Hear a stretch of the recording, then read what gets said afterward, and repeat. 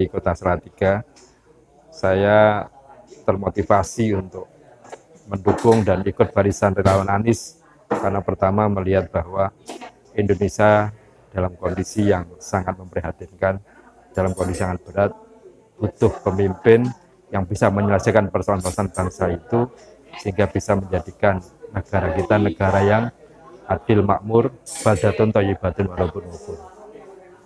Yang kedua, banyak sekali kisah-kisah yang kita dengarkan dari masyarakat. Ketika saya mencari sapi korban, saya ketemu dengan masyarakat petani langsung, ketemu dengan peternak, di mana mereka mengeluhkan bagaimana pupuk itu sulit, kemudian mereka beli pun, mereka kesulitan untuk membeli pupuk. Sehingga mereka seringkali menyampaikan harapan di Pilpres 2024, harapannya nanti Anies Rashid Baswedan bisa menyelesaikan persoalan-persoalan terkait dengan pupuk, khususnya di pertanian. Kemudian yang kedua, ketika saya juga berkunjung mencari sapi korban karena ada beberapa titik yang harus saya lihat, saya datang ke Sepakung, Banyu Biru, Kabupaten Semarang, di mana mereka punya potensi, salah satunya adalah kopi Arabica, karena mereka dalam posisi di atas 1.300 DPR.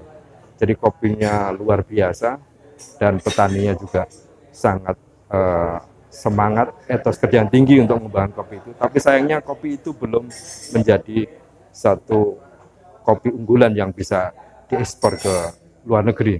Sehingga akhirnya mereka berharap dengan hadirnya Anies Rashid Baswedan sebagai Capres 2024, harapannya ketika jadi presiden nanti mereka bisa terangkat ekonominya dengan kopi Arabica yang mereka kembangkan, bisa dijual, bisa dipasarkan di luar negeri.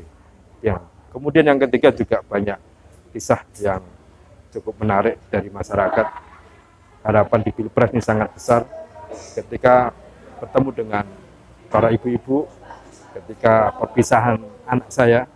Jadi anak saya lulus TK tahun ini, ketika akhir sana kemarin istri saya sebagai ketua panitia, ketika di sela-sela bertemu, berdialog, berdiskusi, kita membahas tentang acara akhir sana, ibu-ibu itu sering mengeluhkan biaya pendidikan yang sangat tinggi. Oke, pemerintah menyampaikan bahwa pendidikan itu gratis, tapi kenyataannya komponen-komponen pendidikan itu tidak terselesaikan. Pertama adalah biaya sangat mahal dalam harga-harga buku yang hampir tiap tahun selalu siswa dibebani untuk membeli buku. Kemudian yang kedua, transportasi. Transportasi juga berbiaya tinggi. Hampir di beberapa siswa ketika mereka datang ke sekolahan, dia harus 2 kali naik angkota dalam satu perjalanan. Dan itu sangat tinggi dibanding dengan biaya SPP yang memang sudah ditanggung oleh bos. Kemudian yang ketiga juga biaya-biaya yang lain seperti piknik dan sebagainya. Yang itu cenderung membebani orang tua sekarang di pendidikan. Pak Anies Rashid Baswedan, harapan dari masyarakat, pernah jadi Menteri Pendidikan. Beliau juga pernah menggagas Indonesia Mengajar. Beliau di branding sama masyarakat sebagai guru yang siap untuk menjadi pemimpin di negeri ini. Maka harapannya ketika Pak Anies Baswedan menjadi presiden, bisa menyelesaikan persoalan-persoalan pendidikan di Indonesia, dari mulai komponen-komponen pendidikan yang tinggi tadi bisa jadi biaya murah. Yang kedua, bagaimana keterpastian kurikulum supaya tidak berganti-ganti kurikulum sehingga tidak merugikan masyarakat. Yang ketiga, harapannya masyarakat anak-anaknya menjadi anak-anak yang punya potensi, bisa berkembang dengan baik, punya kompetensi yang bisa diunggulkan sehingga bisa bersaing di dalam dan di luar negeri. Itu yang mungkin sedikit saya sampaikan terkait dengan banyaknya perhatian dan dukungan masyarakat, dan tentunya harapan besar kepada Anies Rashid Baswedan menjadi presiden Indonesia.